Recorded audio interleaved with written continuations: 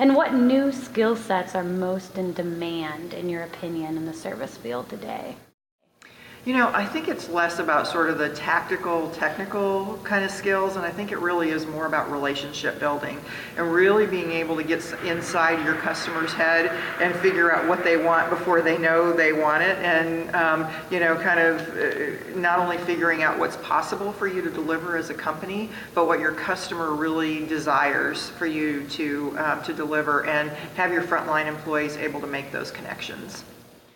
There is a gap in the skill sets that are required to make customers successful and to really be a service industry leader. And I think some of the skills I see are really in the emerging area of account management. And I think what that means to me is really knowing your customers, right? Knowing who they are, how they like to be communicated with, how they want to engage with you ongoing, and not just the one size fits all that we, you know, send you emails or we call you up and ask you how things are going, but we actually tailor our communication and our engagement style to our customers. And I think employees who kind of embrace that ability to manage customers and kind of know their strengths, their weaknesses, and know how they want to do business with you are the ones who are going to be successful.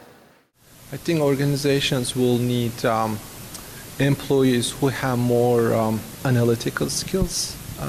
We used to call it like a group of people called business analysts, basically who knows the business processes and basically be a translator between technology people and the business people in the organizations. But now we need those people with more analytical skills and more understanding the business, and also who can see the end customer. Basically, whenever I'm, you know, building or developing a new product or offering a service, I think we all need to start to think about, okay, what this service or product will be offered to and what the purpose of it. So the thinking model needs to change compared to past.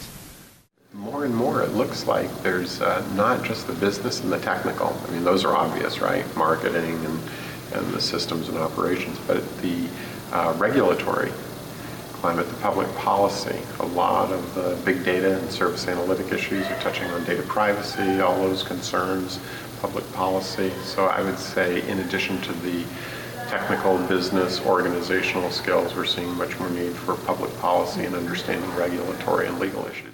Well, I think the right person, the right job. So we put in a lot of predictive hiring assessment systems because we look for people that want to be in service or want to be in sales. We get them in the right job. But you know what? If they don't like old people, putting them on a Medicare account is probably not the right thing to do. So we think it's all about job match. And one of the other things that we've done is we've tied this predictive hiring assessment system to performance management systems and dashboards, tying it back in and saying, where did we get the best people from? Where did we get those brilliant people? And we've changed where we've recruited, how we've recruited as a result. So we've used that big data to say, how do we get better people, higher performers from the start? Not just people that know how to do the job, but know how to do it well. Well, I think that ASU is doing a great job of preparing their students to work in the services innovation industry. We did a project with the MBA students last summer, and it was phenomenal. They came in and really offered us a great objective perspective on where they thought we should head with the particular question that we posed for them. And we didn't give them a lot of guidance. We just kind of left it as a big white space to see where they took it. And they completely exceeded our expectations in what they returned back to us. So that ability to think strategically is never going to go away, but really to piece together and connect different aspects of different industries with what the research is showing us, with where the trends are taking us, and really create value-added propositions is really imperative. So design thinking is always going to be an important part of that. Understanding research methodologies and ethnographic type of research is going to be important. Big data analysis and understanding those trends and the algorithms of consumer behavior and how it impacts your services are also going to be a huge piece of the future moving forward.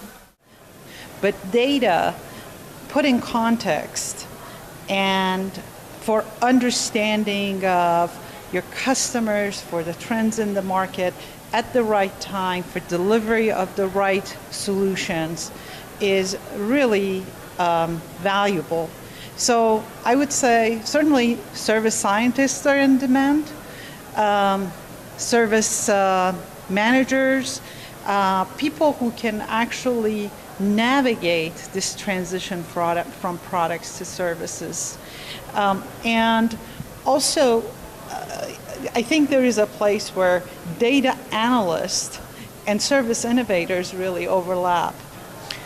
I think this is the age of systems. People who understand systems will be very much in demand, and people who understand complexity. And people who, in general, people who are really good in one thing at least, but they can go across many things. They have both the hard skills and very much the soft skills, the empathy that they can work with others, the ability to collaborate with others. Somewhere I was reading that in 10 years, about 47% of the jobs we know today are not going to be around. This could be bad, very bad news if you don't follow the rest of that story. But the question then becomes, what kind of jobs will be available? And I happen to think with the tremendous amount of opportunities that exist in services, which actually resides in the intersection of the name of this conference, intersection of various service systems. I think there are going to be newer jobs, newer type of jobs that we can't even imagine today.